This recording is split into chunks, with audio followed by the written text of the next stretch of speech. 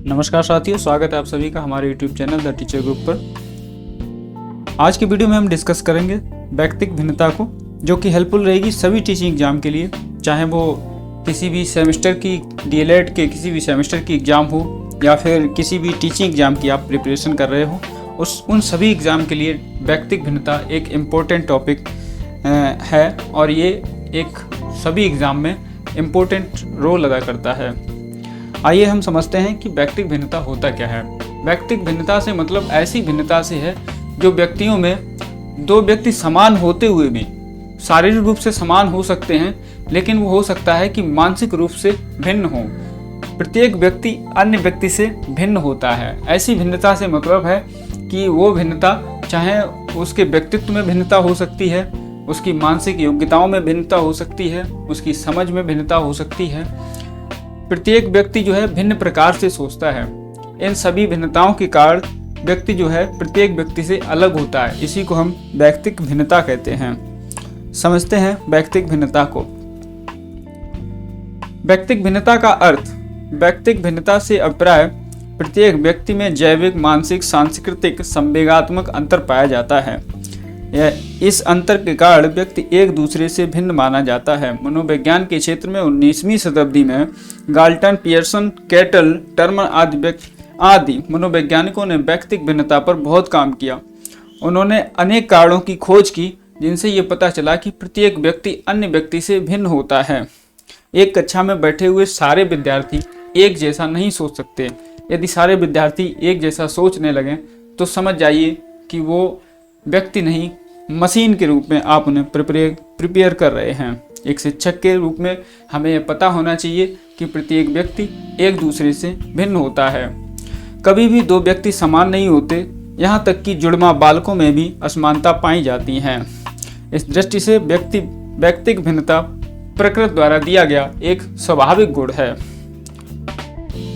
परिभाषा। अब हम समझते हैं कि व्यक्तिक भिन्नता पर काम करने वाले मनोवैज्ञानिकों ने अनेक परिभाषाएं दी हैं, जिनमें से स्किनर ने क्या कहा। स्किनर ने कहा है कि व्यक्तिक भिन्नता से संपूर्ण व्यक्तित्व का कोई भी ऐसा पहलू सम्मिलित किया जा सकता है जिसे मापा जा सकता है।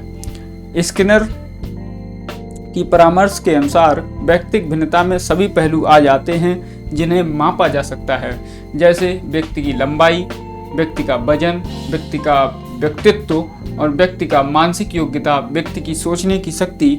जिन चीज़ों को हम माप सकते हैं उन सभी को हम व्यक्तिक भिन्नता में रख सकते हैं, ऐसा स्किनर मानते हैं। चलिए नेक्स्ट मनोवैज्ञानिक हैं टर्मन। टर्मन ने लिखा है कि शरीर के आकार और स्वरूप शारीरिक कार्यों की गति, क्षमताओं, बुद्धि, उपलब्धि, ज्ञान, रुचियों, अभ्यर्थियों और व्यक्तित्व के लक्ष्यों की माप की जा सकने वाली भिन्नताओं की उपस्थिति सिद्ध की जा चुकी है। टायलर ऐसा मानते हैं कि शरीर के आकार, स्वरूप, शारीरिक अंगों के कार्यों की गति, बुद्धि, उपलब्धि, ज्ञान की रुचियों की जो भिन्नताएं हैं, इनकी हम सिद्ध कर चुके हैं कि व्यक्तियों में ऐसी भिन्नताएं पाई जाती हैं कि एक व्यक्ति दूसरे व्यक्ति से काम करने में अधिक तीव्र गति से कार्य करता हो सकता है कि अन्य व्यक्ति दूसरे व्यक्ति से धीमी गति से काम करता हो सकता है कि एक व्यक्ति अन्य व्यक्ति की अपेक्षा जल्दी समझ लेता हो चीज़ों को, दूसरा देर में समझता हो। टायलर के अनुसार यदि हम समझें, एक व्यक्ति दूसरे व्यक्ति से अंतर एक स्वाभाविक घटना जान पड़ती है। टायलर मानते हैं कि एक व्यक्ति से दूसरे व्यक्ति में जो अंतर है ये एक स्वाभाविक घटना है, मतलब प्रकृति द्वारा हमें मिला हुआ है। समझते हैं इसी के साथ ही व्यक्तिक भिन्नताओं की विशेषताओं को।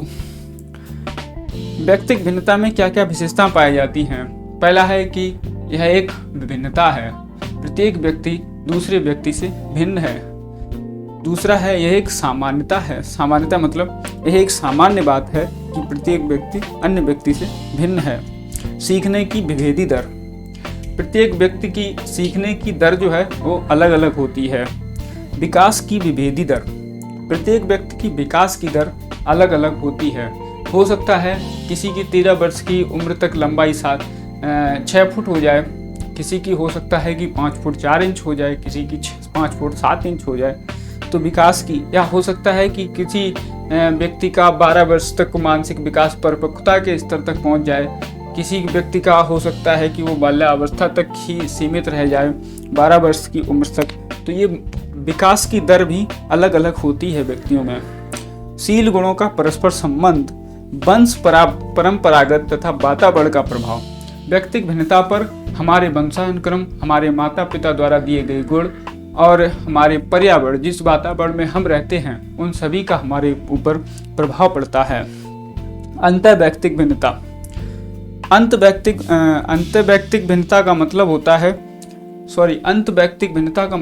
है कि कोई व्यक्ति ऐसा होता है जो सिर्फ अपने में ही लीन रहता है, और दूसरा है अंतर्वैयक्तिक भिन्नता। अंतर्वैयक्तिक भिन्नता का मतलब होता है कि कोई व्यक्ति ऐसा होता है जो लोगों के बीच में संपर्क रखना पसंद करता है। धारण करने की विभेदी दर। हम चीज़ों को समझकर उनको धारण करने की व्यक्तियों में अलग अलग दर होती है। लोग अलग अलग दर के हिसाब से सीखते हैं। ये था हमारा सेशन व्यक्तिगत भिन्नता के विवरण पर। नेक्स्ट वीडियो में हम डिस्कस करेंगे व्यक्तिगत भिन्नता की विशेषताओं को डिटेल में एक एक करके हम समझेंगे, जिसका नोटिफिकेशन पाने के लिए हमारे चैनल को सब्सक्राइब करें, साथ ही साथ लाइक करें और दोस्तों के साथ शेयर करें। धन्यवाद।